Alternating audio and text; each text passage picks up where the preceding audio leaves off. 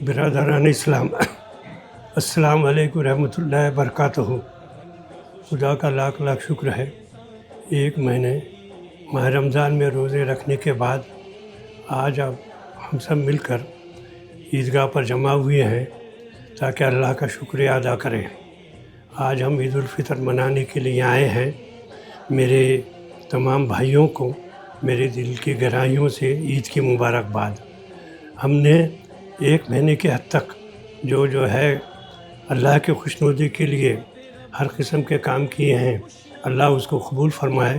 اور میں ہمیشہ یہ دعا کرتا ہوں کہ اللہ رمضان کی نعمتیں، برکتیں اور رحمتیں مسلمانوں پر نازل فرمائے، اور خاص طور پر ہمارے ایران پر جو اس وقت بہت پریشان ہے۔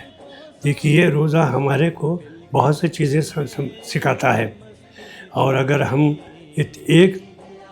ایک مہینے میں جو تربیت حاصل کرتے ہیں، اگر تمام ہمارے مسلم بھائیوں نے اس کو 11 مہینے تک اگر قائم رکھے تو کوئی بات نہیں کہ اسلام کو نیچا دیکھنا پڑے۔ لہٰذا میں جو تربیت حاصل کی اس کو جاری و جاری رکھے، اور ہم اللہ کے اطاعت کے تحت کام کریں، اور کسی کی بندگی نہ کریں سوائے اللہ کے۔ خدا حافظ۔